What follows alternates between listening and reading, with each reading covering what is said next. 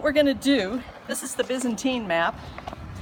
We're going to walk pretty much the Cardo. Of course, we're about in here.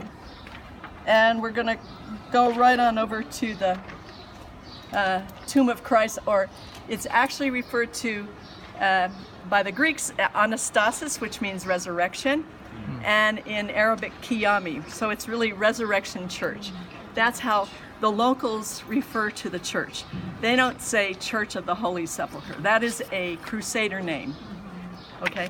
And people around here are not all that fond of Crusaders. And as a result, they're not all that fond of the Latin Church, which is the Roman Catholic Church. So most of the Christians in Jerusalem and around that are local are Arabic speaking and maybe Syriac, Aramaic speaking, and some Greek. And they are attached to where we're going. And so they consider this like the center of Christianity, which it was in the Byzantine Empire. Okay? So 1500 plus years ago, this was the place. Let me mention a couple more things. The Muslim conquest, which wasn't a conquest at all. In about 630,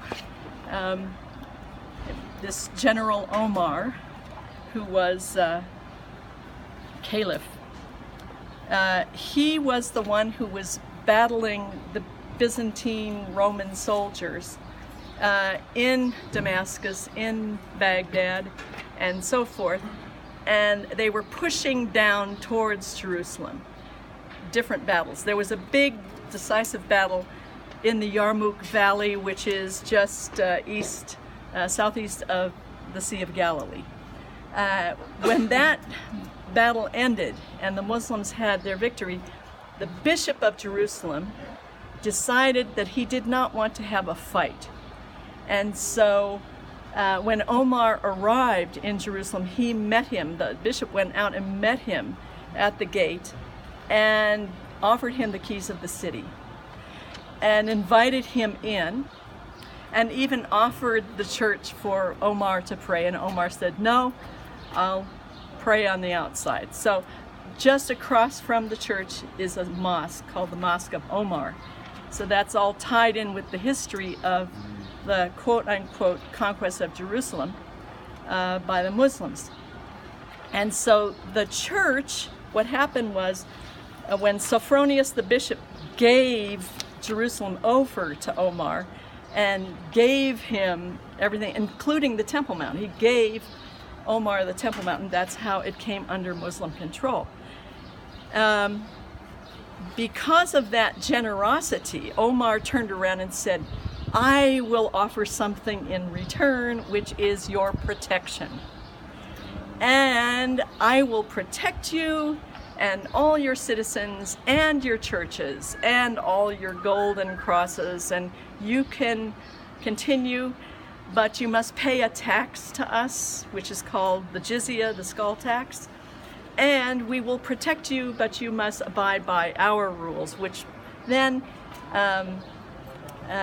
instead of elevating them or making them equal citizens, they became second-class citizens in the Muslim caliphate. And to this very day, we have the struggle of the Christian population always feeling unprotected. Sometimes they feel protected and other times they're not protected. So the Holy Sepulchre, the church, is actually, the keys to the church are in the hands of the Muslims, of an old Muslim family, and they're the ones that open the doors every morning. So there's an odd story that goes along with all of this. Still today. Still today. So from 630 until today, we have this very strange kind of symbiosis. Yes, symbiosis of the churches inside. Now there's 6 churches inside this church. We have the Greeks, which are the original Byzantine. We have the Syrian Orthodox, St. Mark's. we have the Latins, we have the Armenians, Coptic. we have the Coptics, and then we have the Abyssinian Ethiopians. And so they're all piled into this sort of wild compound, which began, after Helena. It was wide knowledge that this temple to Aphrodite that Hadrian had built was built over the site. And so she had that all dismantled, and then they started excavating to find what was there. And essentially there was, they found two tombs and this hill, and what they did was they took away 5,000 square meters of rock. They carved it away so that the tomb remained on its own, like a little shrine, and the hill remained, and they built a shrine on top of that, and then in between was this basilica. And so when we go into the church, the basilica is the Greek Orthodox nave of the church. So you'll see the basilica, and we'll walk on the portico, so you'll be able to see the columns.